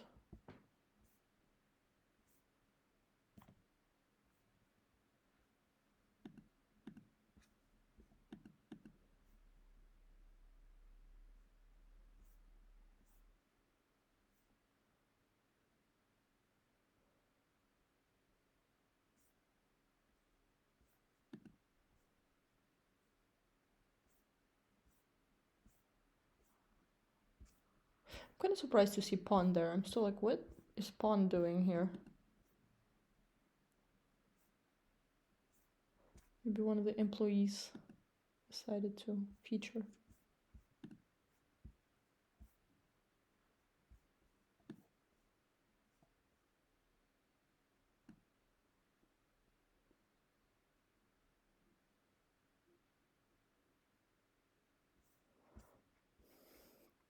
I don't believe in decentralized cryptocurrencies. I know it's a huge thing to say. Oh, how come it doesn't exist? But oh no, Fabricant has a shitty marketplace now. I believe in one currency per industry, and if it's a fashion industry, you're gonna have fashion token. That's it. And that fashion token is not gonna be backed with technology. Actually, it's gonna be backed with textiles, and the way you show up, and the way that you are serving the industry. Okay. How much more I can unfold to you around the ideas that I'm bringing together. Don't think much more. I don't think you need to know yet. I don't think you're ready to know yet because you're going to be canceling me. I really like the colors here. But we like these like shiny colors, like Natalia from Prague colors. Am I right? Natalia from Prague.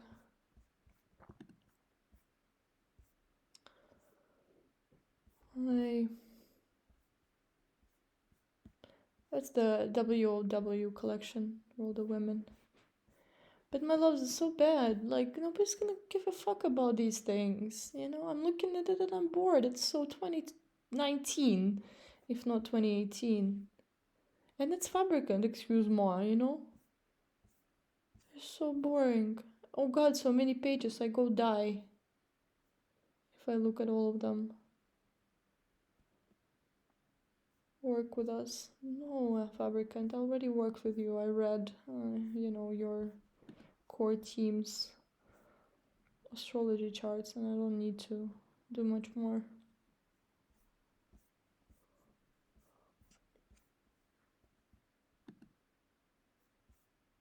really never wanted a digital garment. I thought they're like super stupid. And I thought anyone who would like be trying them on online are just, playing a game. But those who are actually investing in them are like basically stupid people. Why would you? Or voice? The voice or to exit? It's a good question. You first voice and then they exit you basically.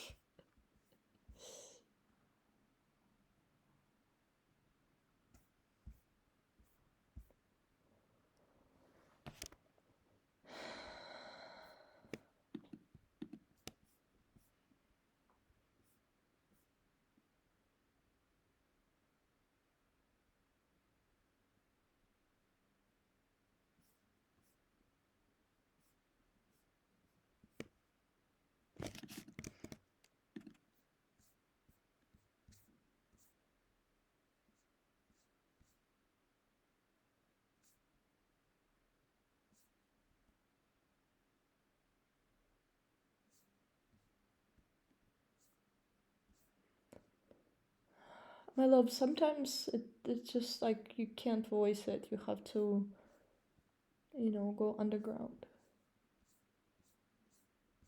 But, with the internet, you can't go underground. So, just how it is.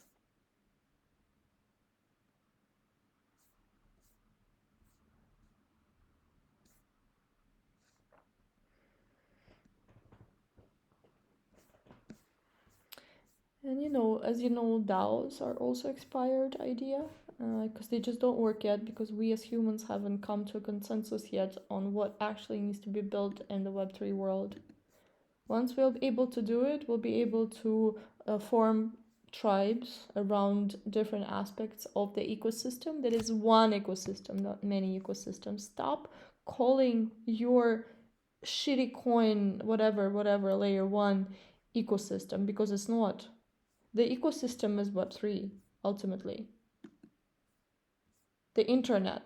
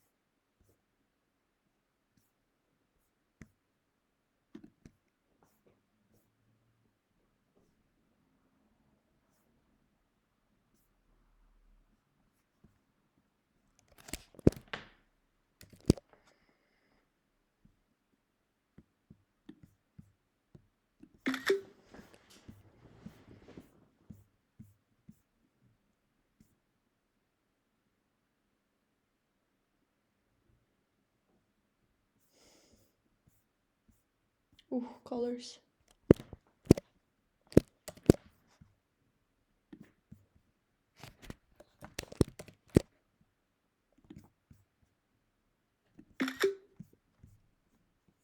But I've seen it before, these guys.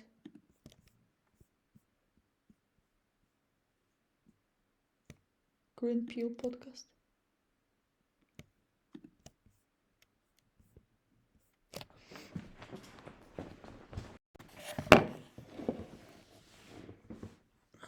Someone, please tell me how it is even possible to sit at the computer all day like I do right now. My whole body is completely not okay with this. My right hand is really not happy.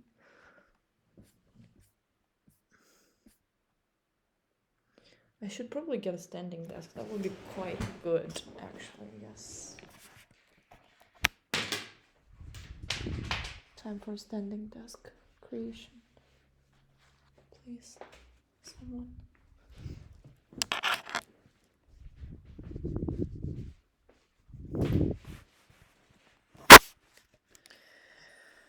Oh my god.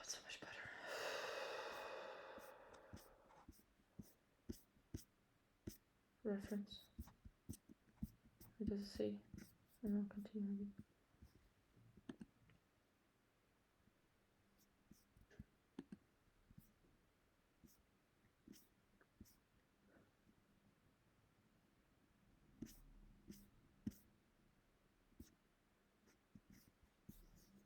It's cool.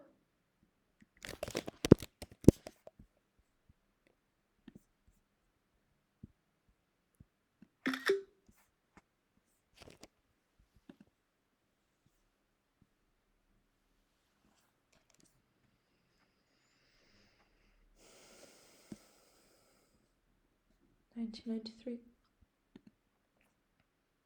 I'm not surprised.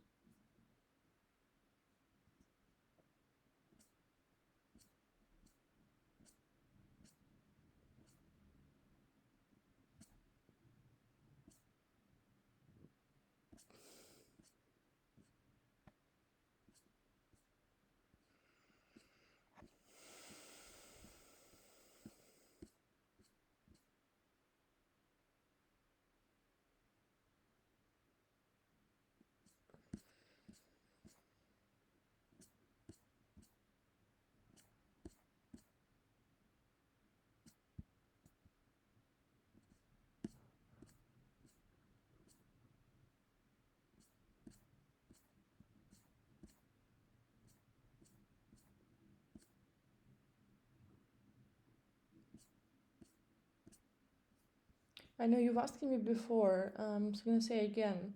Am I reading as I'm scrolling down? Yes, I am reading. I'm skimming, but I'm reading because I see the page fully.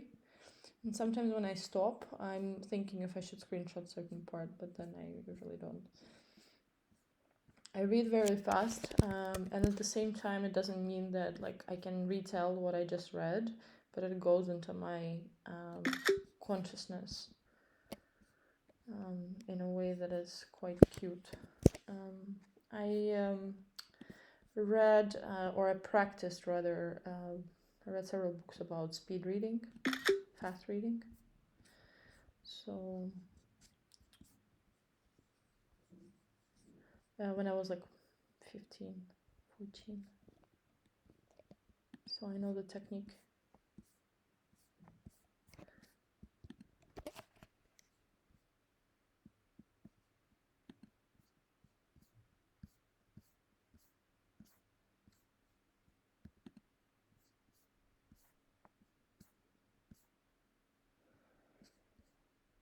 I don't believe in future of books. Books are too late. Late.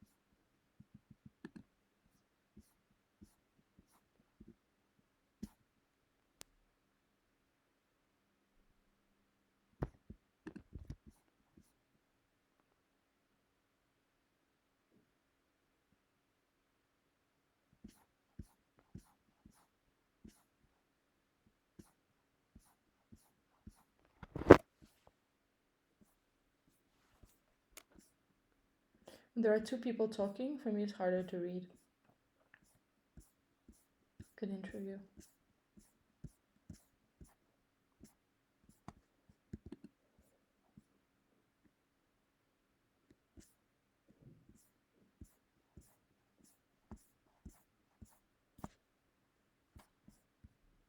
All right, I think we're good.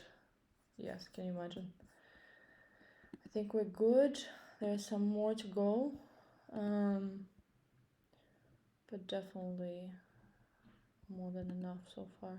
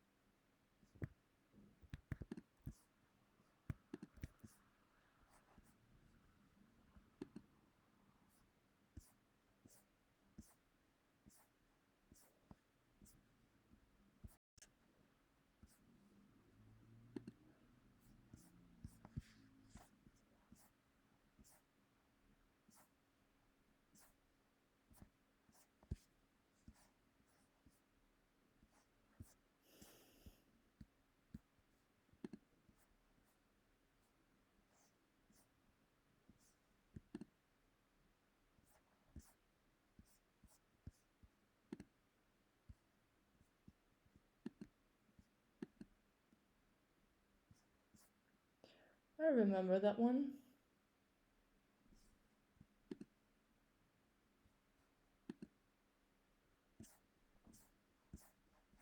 Edge. Let's go.